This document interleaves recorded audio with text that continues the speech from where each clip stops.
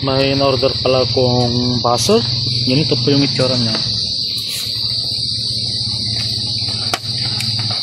Nalagayan ng screw po dito. Dito. The bird. Dalawa po yung lagayan ng screw niya dito. Sa dito, tapos sa doon. Tapos sa likod yung pagbuksan po niya. Bukasan po niya. Ay ginawa po ako dito na alarm trigger. 12 volts po yan, 12 volts. Yan po. 12 volts.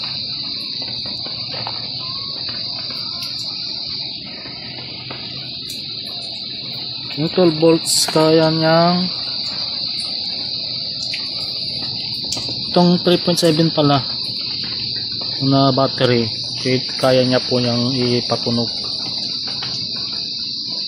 Ito yung charging port, tapos charging module, battery, indicator, charging indicator, tapos ito relay on. Pag mag-ilaw po to, saan naman under to, isantog ko po yung kanyan, yung paano patunugin. Ito po yung trigger po niya. Trigger. Kalahin mo yung 12 volts na bus o yung ganitong buzzer. Malaki po siya. Malaki po siya. Kasi yung una kong kinuha, ang liit, ang hina. 3 to 24 volts. Ito, pwede rin sa 3.7. Pero yung maximum po niya 12 volts. Kung gusto niyo po ng ganito, lagay ko na lang po yung link sa baba. May kasama na ring screw. Ito, wala po. Palitigong po. Try po na natin. Ito po yung switch on ng buzzer. Okay, try na natin muna yung ito, yung charging indicator po niya. Indicator. Charging po yan. Pero pag full na po siya, magsha-shut po siya. Ito naman yung green. Trigger, indicator trigger na po to.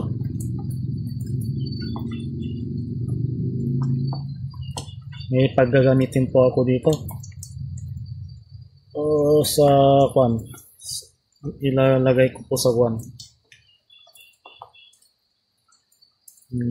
sa bahay ng water pump ko. Kasi munting na po nanakaw yung motor ko.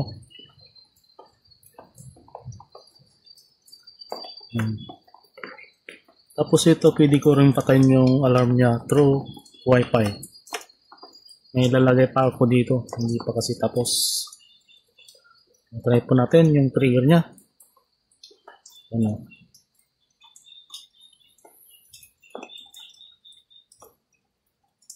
Naka-off po yung buzzer niya. I-stop ko na. Diba naka-on na?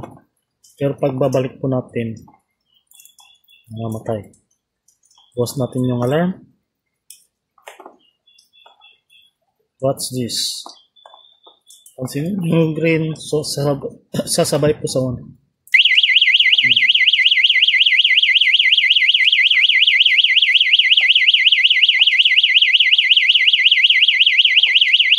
Malakas po siya, 3.7 volts lang. Pero malakas na po siya.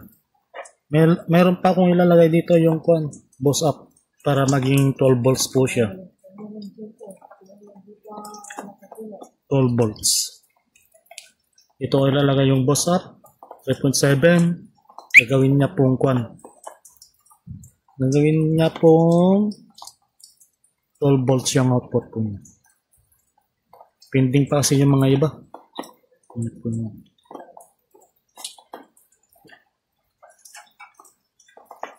gusto natin, kung ang gusto nyo makita sa loob, bubuksan ko po. Para po.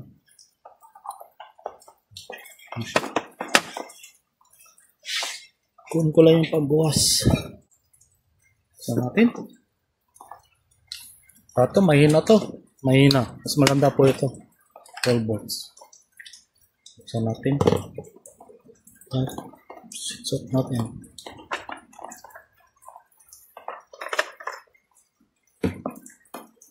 Mas maganda yung 12 volt kasi ilaw yata to. Pero pag 3.7 hindi niya kaya pailawan yung kwan. Pero yung sa akin yung importante yung tunog po.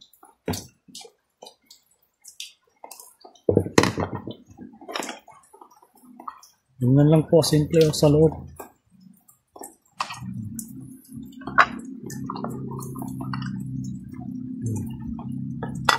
Yun lang. Ganyan lang po yung sa loob po. Tapos to, ganyan lang. Simple lang. Simple lang po siya. May ilaw po doon. Bali, apat po yung ilaw niya. I see. Ano to? Balik na natin.